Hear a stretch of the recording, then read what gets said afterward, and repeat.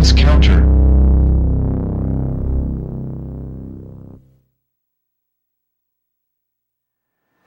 What's going on, folks? We are back, and we got a special guest here with us, one of my favorite people in the world, and I like to call him the originator of the fraud. That is accurate, And who right? could that be? Who could that be? That is none other than Combofiend. Sorry, come on the show, Combofiend. Oh, man. Yay! We have nobody here to clap. Thank you.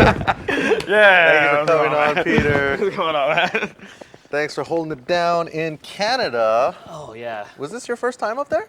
Yeah, dude. First time up in Canada, first time in Toronto. It was pretty sick. Really? Yeah, pretty sick. Shout outs to the Canadians for holding me down. Well, the Toronto dudes. Yeah. What did you do when you first got there? Dude, right off the plane, we went to some breakfast place that's really popular called Cora's. Mm-hmm. And then after that, we had a healthy, nice breakfast. And then we went to the falls, man. Went to Niagara Falls. Really? Yeah. I believe we have a few pictures of the falls. How'd you get those, dude? I just put this. Stole them off Don't worry about it. your phone. You get Homeland Security on these guys. Yeah, right? Exactly, there it is. Yeah, Nice. Niagara Falls was so sick. You know, I was sad when I found out that you were going there because, you know, my great geography, I thought Niagara Falls was in like Denver or something. I thought it was like closer to New York. No, it is. New York is on the other side of the waterfall. Oh, really? Yeah, they were Oh. looking at us. They were standing on a bridge, Really? staring at us. Too bad. I was on the other side. Looking at Nice. Yeah, I think we have. Oh, and then, okay, wait a minute. Hold on. Hold on. I think we have a problem with this picture here. what happened there? You mean to tell me that they took spooky stuff and let you guys back in the country? I know, right? Didn't that look suspect? Man? So suspect. Look at Andre. Who's the guy in the I middle? Who's the guy in the middle? Okay, so that's RKA Ray. He's the best Marvel player in Toronto. He's the guy that was Oh, popping okay. off on So me he- on the stream. Oh, If you okay. guys remember that guy? Oh, okay. Yeah, it was him. So he was Yeah. fine with staying there, but they let you and Andre back in, man. Yeah, and well, Andre had to cross over the water. You know, he had to swim upstream because New York is right there. jumped in a barrel all the way down the Yeah, fall. you know. Shout out to Andre, holding it down with finger crab. Finger crab, twisted, or Yo, finger crab, he had Jacob. finger crabs after swimming back upstream. Well, it looks like you guys had fun over there, man. Yeah. Is this? Oh, it looks like we got the whole crew here. Oh yeah, dude. So that's the guys who took me out. You see the guy on the right? I mean, the guy to my left, the small Filipino dude. That's Neil Russell, the guy who ran it. The big dude all the way at the end on the right, the Asian guy with the cool glasses. That's Russell. He held it down. He took me around everywhere. Thanks a lot. You know, you got Wolfkrone. You know, spooky and happier times. you got Dominions. So there's a lot of people in there, man. They all made it happen. So Awesome. thanks to all those guys. Yeah, for it looked everything. like a great Toronto time. top tiers. Check those guys out. Yeah, Those guys are trying check to do 'em it out. big for their side, you know. Yeah. That's awesome. Yeah, I was watching the stream and it looked like the venue was pretty cool. I heard it was pretty hot, but it looked like you guys were having a good well, time. me and Dominion had a strategy. We were sitting on the floor because cold air. Right, It's to like avoid the heat. Yeah, it's like lower. So we sat on the ground. Everyone else was sweating and they were standing. We were like, you guys are morons. I have to remember that one All for the this future. strategy, I know, goodness dude. gracious. That's Crawling the on the metagame ground. right there. but you did well over there. I mean, you got second place in Marvel.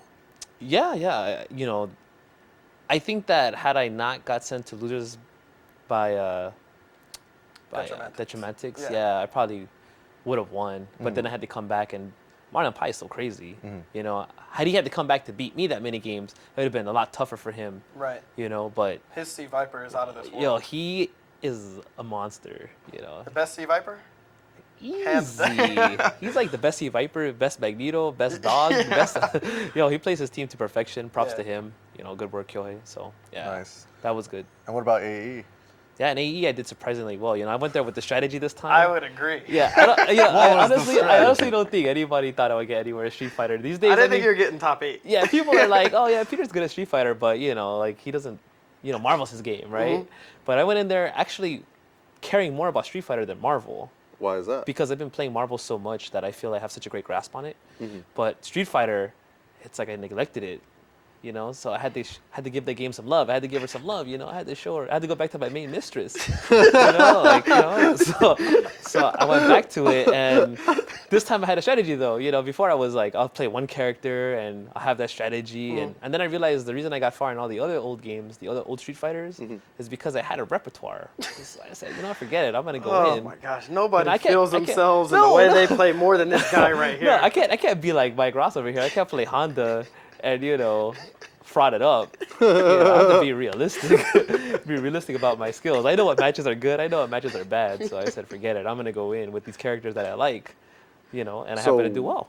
What were those characters? You had Guy. I had Guy. I had Makoto. You know, people know me for those, and I had Oni. You know, people have been seeing me get blown up on Wednesday night fights and what have you playing that character. You got to take your beatings before you can start dishing them back out. Exactly. Though. Hey, remember when I first said I would play Abel in vanilla, and I got bodied by Sanford, and everybody was like, "You scrub! You should have played Viper or something." And I was like, "No, Abel's good."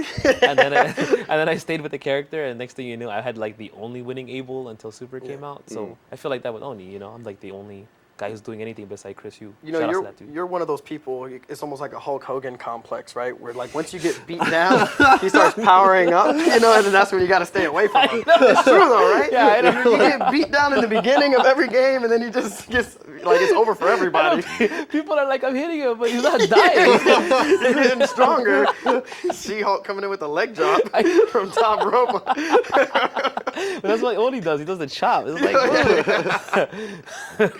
whoa. Well, we actually have one of those matches, thanks to Spooky. Before all of this material was confiscated, it was broadcast onto the interwebs. Lucky us. So we have Combofiend versus Chi-Rithy. Battle for fourth. Loser gets fourth place, I believe. Yeah, that Chi-Rithy is definitely one of Toronto's.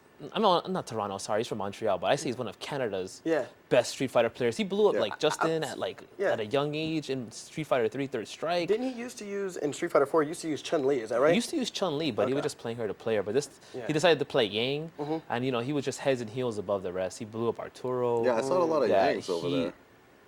A lot of Yanks? I saw like 3. There was the guy that looked like you. I forgot his name, but yo, he was Canadian, right? Sir, it didn't happen. Yeah, dude, he looked like you, dude. But he played Yang, and he was pretty clean. And then there was Chi-Rithy. Yeah, he's the one who really stuck out. Awesome. Yeah. Well, let's take a look at that match, and maybe you can shed a little Oni insight on us. Walk us through. All right, yeah. There we go. So, you know, I went into this, I played Scott Farrell, Killer Cam. He's the one who flew me out to Canada, and I played a money match against him, so I realized what I could do against Yang. So every time he tried to jump, I tried to kick him out the air, you know? With that forward roundhouse? Yeah. So, you know, he opened me up here. How can you keep Yang out, right? Right. But then, you know, Oni, I figure I'll just do a reckless uppercut one of these times and knock him down or Typical throw combo him. fashion. You know, just get crazy. I know he wouldn't be able to see the chops because, you know, like who can if you never fought an Oni player, right? Right. And I knew that he favored those cross-ups, so I was looking for those and how to not to get crossed up. But yeah, like the first round was pretty dominant. Yeah. I don't think from Chi-Rithy's point of view, you know, like I don't think my strategy went too well. I thought about it and I was like, all right, okay, now I got a game plan. Just slow it down, Peter. You know, like don't play like a moron. So, not like the usual. So I tried to play Street Fighter. I tried to play the footsies. And So the first round, you were just trying to run him over, but since that didn't work, you had to play a little more defensively? Exactly. Well, not defensively. I had to play Street Fighter. I had to play footsies and, you know, play more patient and not let him steamroll me. You see, like every time he jumped, I was trying to keep him out the air to reset the footsie game, you know? And it was panning out. Like he just was starting to get nervous, you know? Like I could see it because the damage was adding up really fast. So far, it looks like that overhead chop is the only combo you've landed all game. Yeah. It's just straight footsies and spacing. That's where all your damage comes. Yeah, see? And you know, the funny thing was that I could tell that Chi-Rithy was starting to get disturbed. Like, like you can tell when people are getting annoyed by your gameplay, and I could see that he was starting to get annoyed. Like, You could smell it on him. yeah. I could see that when I uppercut him, it was starting to bother him, and then he realized he couldn't really jump that much, and then he was like, "Well, how about I get in?" You know. So then, you know, I was just do it. Yeah, I just do it. do it. I just do it, and Oh, I could tell like he really couldn't. he really couldn't adapt to that because it was annoying. So then I was like, you know what, I'm gonna hit this combo and just flex on him, right? So then I hit it, you know, threw him off. Oh my god. So, you know, it didn't even do any damage, but I already knew at that point he was flustered because he was behind now. So like, what is he gonna do? Psychological warfare right there. Exactly. Oh my goodness. You're the only person. You go for combos, not for the damage, just to mentally crush them. Yeah, you know, like you have to be like a shark, right? When you're playing these games, sometimes you got to go after the blood, and that's what I did, you know. But you know, that match was really good. You know, the second match, Chi-Rithy came back, blew me up, and then the third round, I was like, third game, forget that, I'm gonna get this guy. So luckily I did, and Chi-Rithy got forward. So you know, it went really well. Spoiler alert. Spoiler alert. Yeah. Spoiler alert. You know, this match went by pretty fast.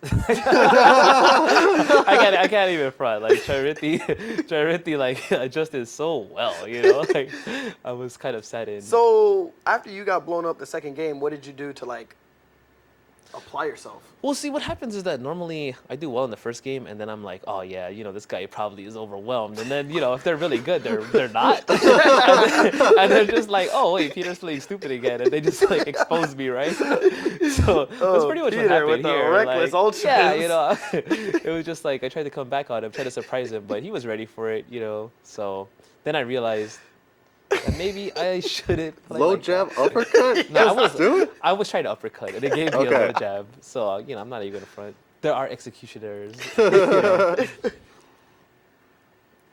But, yeah, I mean, Chi-Rithy was, like, really strong. I was trying to really keep him out this game, but he was... You see how he just came in? He just said, I'm going to maul him, you know? Yo, so did you start Oni every match this tournament against people? I played Balrog. I mean, like, against a Balrog player, and I played Makoto in the first game, and I lost. I lost Yeah, bad. I was like, oh, Peter's so mad right now. I tried to blow him up, and then I was like, you know what? I'm gonna play it smooth, and then I bodied that guy, right? Yeah. And then after that, I think it was Blitzman from Canada. Shout outs to him. He said, Peter, we don't know what's going on with Oni. Just rock Oni against us. And I was like, yeah, you're right. So I mean, you see that was exposure right there. I'm not even gonna front. Right. He gave it to me pretty good that game.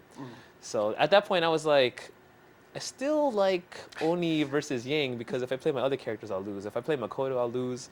If I play Guy, I'll lose. I just have to play this cooler, you know? So Ooh, jumping fierce, I love it. Yeah, I started to play a little bit more sharper.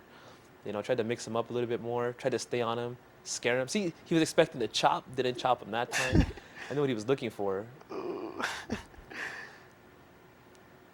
Oh man, I love it when I just see him just start fiending and going in. Yeah, but like it's so funny because I could just tell that Chi-Rithy was like getting perplexed, you know, because this time I was making him come to me, but I was playing slower, and I knew once I put him in the corner, I could go nuts. So you know that was the whole goal, put him in there. Oh, the chop! Yeah, it was Uncombos. Yeah, there you go. I mean, I was playing this other guy who had Yang, and I put him in the corner, and he couldn't do anything for like 10 seconds, and he got mad. And he's like, this character is cheap. So I was like, I just tried to do the same thing to Chi-Rithy, you know? But yeah. Oh, we lost the match. Oh, well, it's all right. Well, Spoiler alert, you win. I won. You know what I'm saying? He ended up getting fourth, but, you know, props to him. Chi-Rithy's serious business. So I know Gootecks and myself, we can't wait to go to another Canadian tournament. How do you feel about the whole scene out there?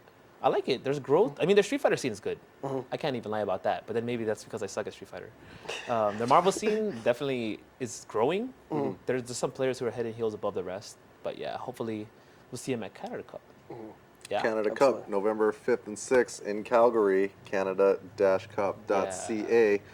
We're going to take a quick break. Peter, are you down to stick around for a little bit and do some commentary on our Beyond Gaming Rise of the Web Warrior AEPC finals? Hell yeah, I'm down. I mean, I think you guys might have heard some of my commentary over there in Canada. It wasn't really commentary, just me just sitting there on the mic. Well, that's space wasting. well, that's why you're here now. You're going to space waste in this finals. There we go. All right, well, we will be right back after a quick break. Cross counter.